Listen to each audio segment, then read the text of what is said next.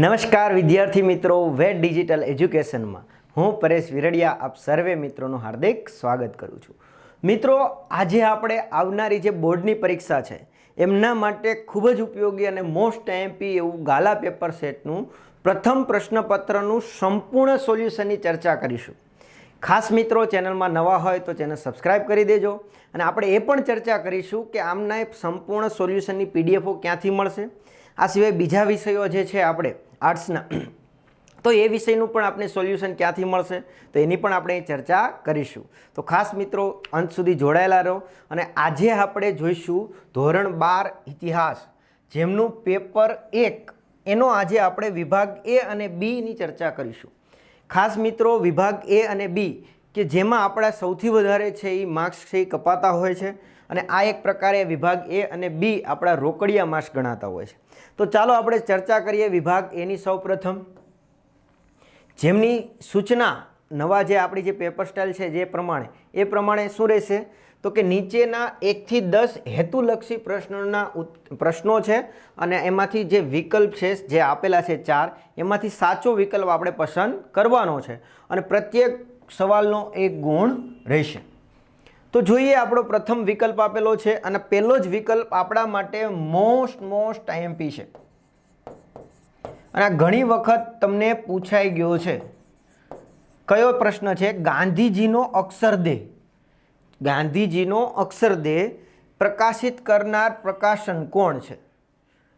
Option A Delhi university, option B રાજ્ય અભિલેખાગાર, option C નવજીવન પ્રકાશન અમદાવાદ કે ઓપ્શન ડી ગુજરાત યુનિવર્સિટી.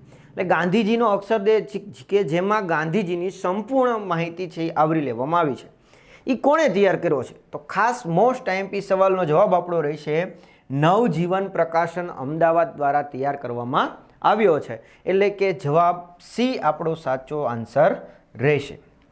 હવે ઘણા વિદ્યાર્થીઓની સતત કોમેન્ટ હોય છે કે સર, અમારે આમની સંપૂર્ણ સોલ્યુશન અને બધા જ પેપરોની પીડીએફ જોઈતી હોય તો સોલ્યુશનવાળી. તો આ વિડીયોની ડિસ્ક્રિપ્શનમાં, એટલે કે અહીં જેમ તમારા ખૂણા પર એરો આવે છે ને, ત્યાં તમે ક્લિક કરશો તો ડિસ્ક્રિપ્શનમાં જઈ શકશો અથવા તો ગૂગલ પ્લે સ્ટોરમાં જઈને વેટ ડિજિટલ એજ્યુકેશન છે એ તમે ઇન્સ્ટોલ કરી લેજો. એટલે કે જ્યાં તમે સર્ચ કરશો એટલે આપણા લોગોવાળી એપ્લિકેશન આવી જશે અને એપ્લિકેશનને ડાઉનલોડ કરીને તમે જે પણ કંઈ મોબાઈલ નંબર દ્વારા વેરીફાઈ કરી નાખશો. મોબાઈલ નંબર શા માટે? કે જેથી કરીને બીજી વાર તમારે લોગિન કરવું હોય તો સરળતાથી તમે કરી શકો એટલા માટે. તો જેવું તમે વેરીફાઈ કરશો એટલે આવું કંઈક હોમ પેજ આવશે. હોમ પેજ એમાં તમારે સ્ટોરમાં જવાનું થશે. ક્યાં જવાનું થશે? સ્ટોરમાં. STORE. નીચે જે ત્રીજું બટન છે, ત્રીજું મેનુ આપેલું છે સ્ટોર, ત્યાં જશો તો ત્યાંથી તમને આવી રીતના અહીંયા આપણે ધોરણ 10 બતાવે છે, પણ ત્યાં ધોરણ 12ની એમ સ્ક્રોલ કરશો એટલે ધોરણ 12નું પણ મટીરિયલ અવેલેબલ છે. તો એ પણ તમે ત્યાં જઈને મેળવી શકો છો. અથવા બીજો રસ્તો છે, અહીંથી ડાયરેક્ટ તમે સ્ટડી 12 સિલેક્ટ કરશો, એટલે કે ધોરણ 12 સિલેક્ટ કરશો, STD 12. તો ધોરણ 12માં જેટલી પણ ફાઇલો છે એ બધી જ એકસાથે તમને અહીંયા જોવા મળશે. તો આવી રીતના તમને ઇતિહાસની છે બધા જ પેપરની સોલ્યુશન 1 થી 5 પેપરો અથવા તો 6 પેપરો, પછી ભૂગોળ, પછી મનોવિજ્ઞાન, અર્થશાસ્ત્ર, ઇકોનોમિક્સ, આ બધા જ વિષયોના મટીરિયલ ત્યાં અવેલેબલ છે. તો તમે ત્યાંથી મટીરિયલ મેળવી શકો છો, જોઈ શકો છો અને તમારી આવનારી પરીક્ષા માટે સારી એવી તૈયારી કરી શકો છો. અને ખાસ મિત્રો, આપણી એપ્લિકેશનમાં તમામ ધોરણોનું મટીરિયલ છે. તો તમારા મિત્ર, સગા સંબંધીઓ કે ભાઈ બહેન હોય એને અવશ્ય જાણ કરજો, જેથી કરીને એ લોકો પણ ત્યાંથી પોતાની તૈયારી સારી એવી કરી શકે. બીજો પ્રશ્ન છે, રાણી લક્ષ્મીબાઈ કયા રાજ્યના રાણી હતા? હવે જો કે આપણો જવાબ જ આવી ગયો છે. ઓપ્શન એ ઇન્દોરના, ઓપ્શન બી નાગપુરના, ઓપ્શન સી સતારાના કે ઓપ્શન ડી ઝાંસીના. તો શું આવશે ભાઈ જવાબ? તો કે હવે તમને બધાને આવડે જ છે. કયો આવશે જવાબ? તો કે ઝાંસીના રાણી હતા રાણી લક્ષ્મીબાઈ. એટલે ઓપ્શન ડી સાચો જવાબ થશે. ત્રીજો પ્રશ્ન છે, સતી પ્રથા ઉપર પ્રતિબંધ મૂકતો કાયદો કોણે ઘડ્યો હતો? આ પણ એક મહત્વનો અને આઈએમપી પ્રશ્ન છે, ઘણી વખત પૂછાઈ ગયો છે. Option A Robert Clive, option B ડેલહાઉસીએ, ઓપ્શન સી વિલિયમ બેન્ટિંગ કે ઓપ્શન ડી વાઇસરોય કેનિંગે. તો સતી પ્રથા ઉપર રાજા રામમોહન રાયના અથાગ પ્રયત્નથી જે સતી પ્રથા ઉપર કાયદો બનાવવામાં આવ્યો એ કયા વાઇસરોય દ્વારા અથવા કયા ગવર્નર દ્વારા બનાવવામાં આવ્યો હતો? તો જવાબ આવશે ઓપ્શન સી વિલિયમ બેન્ટિંગ દ્વારા છે એ બનાવવામાં આવ્યો હતો. ચોથો પ્રશ્ન જોઈએ, ભારતમાં પોલીસ તંત્રની શરૂઆત કયા ગવર્નર જનરલે કરી હતી? ઓપ્શન એ ક્લાઇવે, ઓપ્શન બી ડેલહાઉસીએ, ઓપ્શન સી ઇસ્ટિંગે કે ઓપ્શન ડી કે કોર્નવોલિસે. તો પોલીસ તંત્રની શરૂઆત કોણે કરી હતી? તો કે ઓપ્શન ડી કોર્નવોલિસે છે એ કરેલી હતી. એટલે આપણો સાચો જવાબ આવશે ઓપ્શન ડી. પાંચમો જોઈએ, વિપ્લવવાદીઓને કોણે ભારતના શહેનશાહ તરીકે જાહેર કર્યા હતા? વિપ્લવવાદીઓએ કોને ભારતના શહેનશાહ તરીકે જાહેર કર્યા હતા? ઓપ્શન એ બહાદુર શાહ બીજો, option B Mangal Pandey, option C નાના સાહેબ પેશવાને કે ઓપ્શન ડી જાગીરદાર કુંવરસિંહ. તો વિપ્લવવાદીઓ કોને ભારતના શહેનશાહ, તો ભારતના મુખ્ય નેતા એ સમયે મુગલ શાસક કોણ હતા? બહાદુર શાહ જફર અથવા બહાદુર શાહ બીજો. જફર પણ કહેવાય. જો ઓપ્શનમાં જફર હોય તો એ સાચું છે ભાઈ.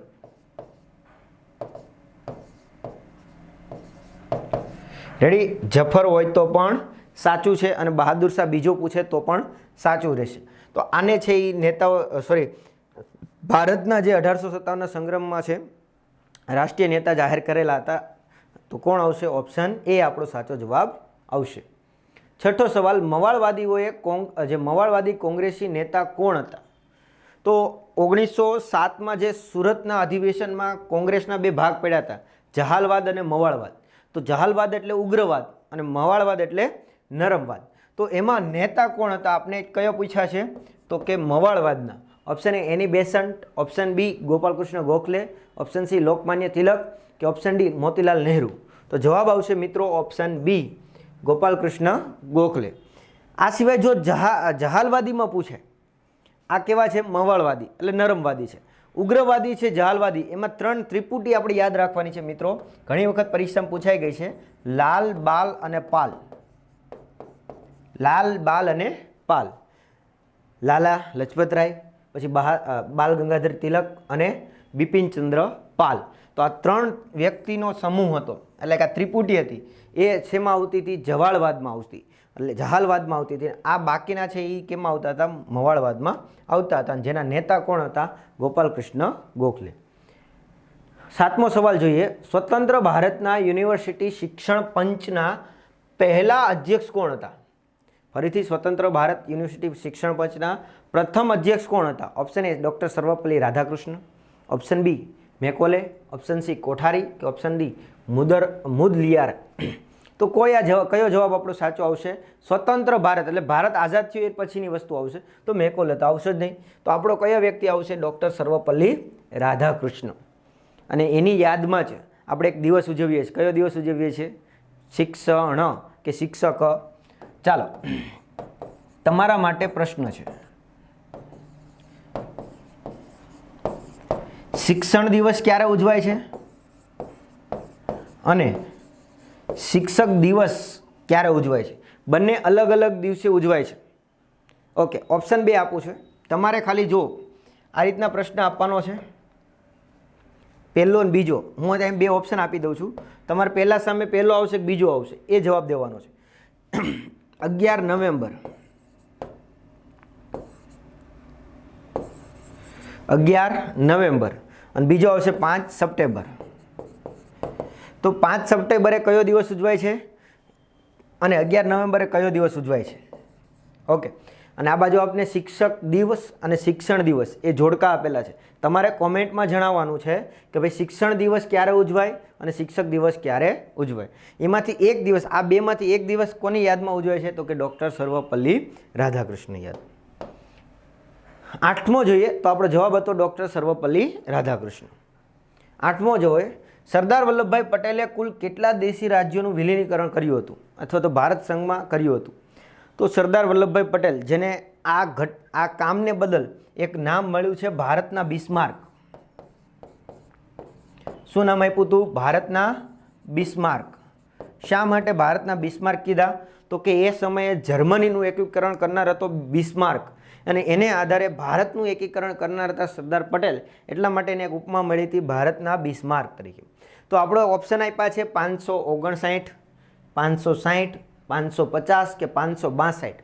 તો સરદાર વલ્લભભાઈ પટેલે ભારતમાં કેટલા રજવાડાઓ ભેગા કર્યા હતા? તો કે ઓપ્શન ડી 562 દેશી રજવાડાઓ છે એનું વિલીનીકરણ કર્યું હતું.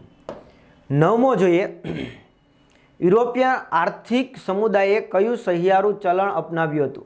યુરોપિયન આર્થિક સમુદાયે કયું સહિયારું ચલણ, એટલે બધાએ સામૂહિક રીતે ચલણ અપનાવ્યું હતું? Option A franc, option B euro, option C lira કે ઓપ્શન ડી એન? તો કયો આવશે જવાબ?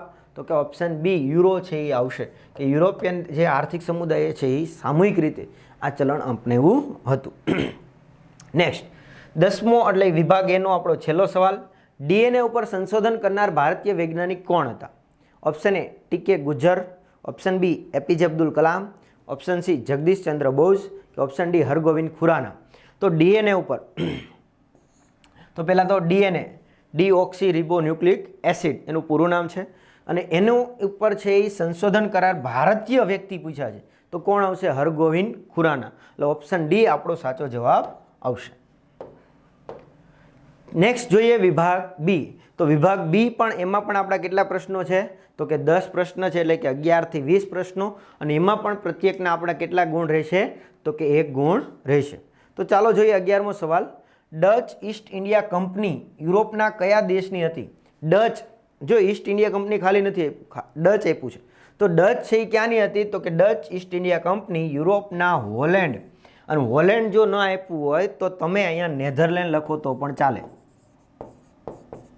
કેમ કે એ સમયે એનું નામ હોલેન્ડ હતું, હાલમાં એનું નામ શું છે? નેધરલેન્ડ છે. એટલે આ રીતના આપણો સાચો જવાબ આવશે ડચ ઈસ્ટ ઇન્ડિયા કંપની હોલેન્ડમાં, અને પહેલી પ્રાયોરિટી હોલેન્ડમાં. પણ જો આ પ્રશ્ન વિકલ્પમાં પૂછાય તો તમે નેધરલેન્ડ પણ હોય ઓપ્શનમાં તો તમે લખી શકો છો. નેક્સ્ટ 12મો સવાલ, દ્વિમુખી શાસન પદ્ધતિમાં પ્રશાસનની જવાબદારી કોને શીરે હતી? જે મહત્વનું યુદ્ધ થયું પ્લાસીનું, બીજું કયું યુદ્ધ થયું હતું? બક્સરનું, અને એ પછી આવેલી હતી રોબર્ટ ક્લાઇવ દ્વારા દ્વિમુખી શાસન પદ્ધતિ. તો એમાં પ્રશાસનની શાસન કરવાની જવાબદારી કોની હતી? તો દ્વિમુખી શાસન પદ્ધતિમાં પ્રશાસનની જવાબદારી મીર જાફરના શિરે હતી. કોના શિરે હતી? મીર જાફરના શિરે. 13મો પ્રશ્ન આપ્યો છે, ઈસવીસન 1853ના ચાર્ટર્ડ એક્ટ દ્વારા સંધિ અધિકારીઓની ભરતીમાં શું ફરજિયાત બનાવેલું? એટલે કે જે 1853નો જે ચાર્ટર્ડ એક્ટ આવ્યો એ અંતર્ગત જે સંધિ અધિકારીઓની જે અધિકારીઓ માટે ભરતી કરવામાં આવતી એમાં જરૂરી ફરજિયાત શું કરવામાં આવ્યું? તો કે 1853ના ચાર્ટર્ડ એક્ટ દ્વારા સંધિ અધિકારીઓની ભરતી માટે સ્પર્ધાત્મક પરીક્ષા ફરજિયાત કરવામાં આવી. શું કરવામાં આવ્યું? સ્પર્ધાત્મક પરીક્ષા, જેને આપણે કોમ્પિટિટિવ એક્ઝામ પણ કહેતા હોઈએ છીએ, તો એ ફરજિયાત કરવામાં આવી. ક્યારે? 1853માં. નેક્સ્ટ 14મો સવાલ આઈએમપી સવાલ છે, ખાસ ઘણી વખત પૂછાઈ પણ ગયો છે.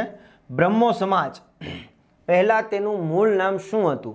એટલે બ્રહ્મો સમાજનું પહેલાં નામ શું હતું? તો જવાબ આવશે બ્રહ્મ સમાજનું પહેલાં નામ હતું આત્મીય સભા. શું હતું? આત્મીય સભા. 15મો સવાલ, દાંડી કૂચમાં જોડાયેલા 78 સત્યાગ્રહીઓનું નેતૃત્વ કોણે લીધું હતું? તો દાંડી કૂચ જે 12 માર્ચ 1930ના રોજ જે થઈ હતી દાંડી કૂચ, તો એમાં 78 સાથી હતા, અને એનું નેતૃત્વ કોણે લીધું હતું? તો કે ગાંધીજીએ લીધું હતું. કોણે લીધું હતું? 12 માર્ચના રોજ જે દાંડી કૂચ થઈ હતી 78 સત્યાગ્રહીઓ સાથે, જેનું નેતૃત્વ ગાંધીજીએ લીધેલું હતું. 16મો સવાલ, દરેક યુદ્ધમાં વિજયી બનેલા ભારત અને પાકિસ્તાન વચ્ચે, જો પ્રશ્ન સમજજો અને જવાબ પછી આપણે આપવાનો છે કે દરેક યુદ્ધમાં વિજયી બનેલા, એટલે આપણે એમાં કોની કોની યુદ્ધની વાત છે? ભારત અને પાકિસ્તાનમાં. તો સ્વાભાવિક છે કે એમાં બધા યુદ્ધમાં જીતું જ કોણ? આપણે, ભારત. ઓકે, હવે એની વચ્ચે કુલ કેટલા યુદ્ધ થયા હતા? એટલે પ્રશ્ન તમને એવો પૂછ્યો છે કે શોર્ટમાં ભારત અને પાકિસ્તાન વચ્ચે કેટલા યુદ્ધ થયા છે, પણ આપણે એમાં ખાસ તો બધા યુદ્ધમાં આપણે વિજય થયા છે. તો જોઈ લઈએ તો કે અત્યાર સુધી ભારત અને પાકિસ્તાન વચ્ચે ટોટલ 4 યુદ્ધ થયા છે. હા, અહીંયા ક્રિકેટ મેચ ન લઈ લેતા પાછા, કેમ કે તમે પાછા બધા જોવાના શોખીન છો. તો અહીંયા શું જવાબ આવશે? તો કે દરેક યુદ્ધમાં વિજય બનેલા એવા ભારત અને પાકિસ્તાન વચ્ચે કુલ 4 યુદ્ધ થયા છે. કેટલા? 4. જો 4 લખો તોય ચાલે, પણ આપણે એનો સાલ લખવાનો પ્રયત્ન કરવાનો. તો પહેલું યુદ્ધ થયું હતું ઈસવીસન 1948માં. ઓકે, ભારત આઝાદ થયું એના પછીના જ વર્ષમાં. પછી બીજું યુદ્ધ થયું હતું ઈસવીસન 1965માં, જેમાં ગુજરાતના એક મહત્વના મુખ્યમંત્રી બળવંતરાય મહેતા એમનું મૃત્યુ થયું હતું. ત્રીજું યુદ્ધ થયું હતું ઈસવીસન 1971માં, અને અહીંથી બાંગ્લાદેશનો જન્મ થયો. જન્મ એટલે પાકિસ્તાનમાંથી અલગ થયું અને અલગ પડ્યું 1971માં અને ચોથું યુદ્ધ થયું હતું 1999માં કારગિલ વોર. તો આ 4 યુદ્ધ અત્યાર સુધી ભારત અને પાકિસ્તાનમાં થયા છે. જો કે 4-4માં આપણો વિજય કોનો થયો છે? ભારતનો જ થયો છે. ફરીથી 1948, 1965, 1971 અને 1999. એટલે આ રીતના આપણો સાચો જવાબ બનશે. નેક્સ્ટ 17મો સવાલ છે, ચલો દિલ્હી અને જય હિન્દના સૂત્રો કોણે આપ્યા હતા? તો ચલો દિલ્હી અને જય હિન્દના સૂત્ર નેતાજી સુભાષચંદ્ર બોઝે આપેલા હતા. દક્ષિણ મંચુરિયન, મંચુરિયમ નથી પાછું, દક્ષિણ મંચુરિયન રેલવે કંપનીના સ્થાપના કોણે કરી હતી? તો દક્ષિણ મંચુરિયન રેલવે કંપનીની સ્થાપના જાપાને કરી હતી. કોણે કરી હતી? જાપાને કરી હતી. 19મો સવાલ, બિન જોડાણવાદી નીતિના પ્રવર્તક 4 નેતાઓના નામ, એટલે કે જેણે બિન જોડાણવાદી નીતિ અપનાવેલી હતી એવા 4 નેતાઓ. તો આપણે 4 આપ્યા છે. જો આ પ્રશ્ન મિત્રો 1 ગુણમાં તો નથી, તમારે ખાલી નામ જ લખવાના હતા, પણ આટલો જો જવાબ હોય તો તમને 2 ગુણમાં પૂછાય તો પણ તમે આટલો લખશો તો પણ તમને સારા એવા ગુણ મળી જશે. જેમાં પહેલું કોણ હતું? તો કે નહેરુ, એટલે કે જવાહરલાલ નહેરુ સાહેબ, જે ક્યાંના હતા? તો કે ભારતના વડાપ્રધાન હતા ભાઈ. ઓકે. બીજો વ્યક્તિ કોણ હતો? તો કે નાસર, જેનું નામ છે કર્નલ જમાલ અબ્દુલ નાસર, જે રાષ્ટ્રપ્રમુખ હતા. ક્યાંના? તો કે ઇજિપ્તના રાષ્ટ્રપ્રમુખ હતા.